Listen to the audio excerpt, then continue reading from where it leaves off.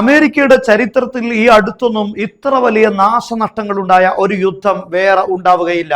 Iran ഇപ്പോൾ 5 യുദ്ധവിമാനങ്ങളാണ് കഴിഞ്ഞ ദിവസം മാത്രം അമേരിക്കയുടെ ഇത് നശിപ്പിച്ചിരിക്കുന്നത്. ഒരു ദിവസം മുമ്പാണ് ഇറാഖിന്റെ വ്യോമ മേഖലയിൽ വെച്ച് KC-135 എന്നറിയപ്പെടുന്ന അമേരിക്കയുടെ ടാങ്കർ വിമാനം തകർന്നത്. ഇതിൽ 5 പേർ മരണപ്പെടുകയും ചെയ്തിട്ടുണ്ട്. എന്നാൽ കഴിഞ്ഞ ദിവസം അത്തരത്തിലുള്ള 5 യുദ്ധവിമാനങ്ങളാണ് അമേരിക്കക്ക് നഷ്ടമാകുന്നത് അല്ലെങ്കിൽ കേടുപാടുകൾ സംഭവിക്കുന്നത്.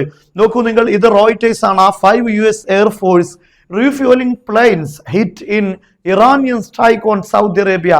വാൾ സ്ട്രീറ്റ് ജേർണലാണ് ഇത് റിപ്പോർട്ട് ചെയ്യുന്നത്. അമേരിക്കയുടെ 2 ഉദ്യോഗസ്ഥരെ ഉദ്ധരിച്ചുകൊണ്ടാണ് വാൾ സ്ട്രീറ്റ് ജേർണൽ ഈ വാർത്ത റിപ്പോർട്ട് ചെയ്യുന്നത്. മാർച്ച് 13 കഴിഞ്ഞ ദിവസമാണ് 5 US air force refueling planes were stuck and damaged on the ground at Prince Sultan Air Base in Saudi Arabia. Saudi അറേബ്യയിലെ പ്രിൻസ് സുൽത്താൻ എന്നറിയപ്പെടുന്ന അമേരിക്കയുടെ ആധിപത്യമുള്ള എയർബേസിൽ വെച്ചിട്ടാണ് ഇത് തകർത്തിരിക്കുന്നത്. അതായത് സ്വാഭാവികമായും സൗദി അറേബ്യയുടെ എയർബേസിൽ ഇതുപോലുള്ള ധാരാളം യുദ്ധവിമാനങ്ങളുണ്ട്. ആ എയർബേസിലേക്കായിരുന്നു ഇറാന്റെ മിസൈൽ ആക്രമണം നടന്നത്. ഈ മിസൈൽ ആക്രമണത്തിന്റെ അതിശക്തമായ സാറ്റലൈറ്റ് ചിത്രം നമുക്ക് കാണാൻ സാധിക്കും. അതുപോലെ തന്നെ കഴിഞ്ഞ ദിവസം ഇറാഖിൽ ഒരു ശക്തമായ ആക്രമണം ഇറാൻ നടത്തിയിട്ടുണ്ട്. ഇതിൽ അമേരിക്കയുടെ സീറാം എന്നറിയപ്പെടുന്ന പ്രതിരോധ സംവിധാനം, ഈ കാണുന്ന സംവിധാനം തകർക്കപ്പെട്ടിരിക്കുകയാണ്. ഇത് കാണുമ്പോൾ തന്നെ നിങ്ങൾക്ക് മനസ്സിലാകും ഇത് ഡ്രോണുകളെ ഷൂട്ട് ചെയ്യാനാണ് പ്രത്യേകമായി ഇത് ഡിസൈൻ ചെയ്തിട്ടുള്ളത് എന്ന്. എന്നാൽ ഇതിൽ കൃത്യമായ റഡാർ സംവിധാനങ്ങൾ കാണാൻ സാധിക്കും.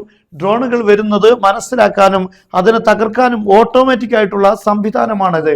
കഴിഞ്ഞ ദിവസങ്ങളിലെല്ലാം ഡ്രോണിനെ തകർക്കാൻ വേണ്ടി ഉപയോഗിച്ചിരുന്ന ഈ ഒരു സംവിധാനമാണ്, സീറാം എന്നറിയപ്പെടുന്ന പ്രതിരോധ സംവിധാനമാണ് ഇപ്പോൾ ഇറാൻ തകർത്തിരിക്കുന്നത്. ഈ സംവിധാനം തന്നെ നിലനിൽക്കുന്നത് അമേരിക്കയുടെ എംബസികൾ നിലനിൽക്കുന്ന ഭാഗത്താണ്. എന്നാൽ കഴിഞ്ഞ ദിവസങ്ങളിലെല്ലാം ഡ്രോണുകൾക്ക് ഒരു വെല്ലുവിളിയായിരുന്നു ഇത് എങ്കിൽ ഇറാൻ ഇപ്പോൾ അത്തരത്തിലുള്ള വെല്ലുവിളികളെ എല്ലാം പ്രദേശത്തു നിന്ന് ഇല്ലായ്മ ചെയ്യുകയാണ്. പ്രതിരോധങ്ങളെല്ലാം ക്രമേണ തുടച്ചു നീക്കിക്കൊണ്ടിരിക്കുകയാണ്. ഇങ്ങനെയുള്ള പ്രതിരോധം തുടച്ചു നീക്കപ്പെടുമ്പോൾ വളരെ ലളിതമായി തന്നെ ഇറാന്റെ ഡ്രോണുകൾക്ക് ലക്ഷ്യത്തിലെത്താനും ലക്ഷ്യങ്ങളെ തകർക്കാനും സാധിക്കും. പ്രതിരോധങ്ങൾ ഇല്ലാതാവും എന്നതാണ് അതിന്റെ ഒരു പ്രത്യേകത. നോക്കൂ നിങ്ങൾ, ആ ഒരു ചിത്രമാണ് അത് തകർത്തതിന്റെ. എത്ര കൃത്യമായിട്ടാണ് ഇറാന്റെ മിസൈലുകൾ അല്ലെങ്കിൽ ഡ്രോണുകൾ ഈ ടാർഗറ്റുകളെ എല്ലാം ഹിറ്റ് ചെയ്യുന്നത് എന്നത് വളരെ പ്രധാനപ്പെട്ട കാര്യമാണ്. ഞാൻ പറഞ്ഞു, സാറ്റലൈറ്റ് ചിത്രം മിഡിൽ ഈസ്റ്റിലുള്ള ഗൾഫ് രാഷ്ട്രങ്ങളിലുള്ള അമേരിക്കയുടെ ഒരു ബേസിന്റെ, ഒരു എയർബേസിന്റെ ഒരു ചിത്രമാണത്. ഈ എയർബേസിൽ നിങ്ങൾക്ക് കാണാൻ സാധിക്കും ഇതെല്ലാം യുദ്ധവിമാനങ്ങൾക്ക് സുരക്ഷ ഏർപ്പെടുത്തിക്കൊണ്ട് ഉള്ള സംവിധാനങ്ങൾ. ഇതിന്റെ ഉൾഭാഗങ്ങളിലാണ് യുദ്ധവിമാനങ്ങൾ നിലനിൽക്കുന്നത്.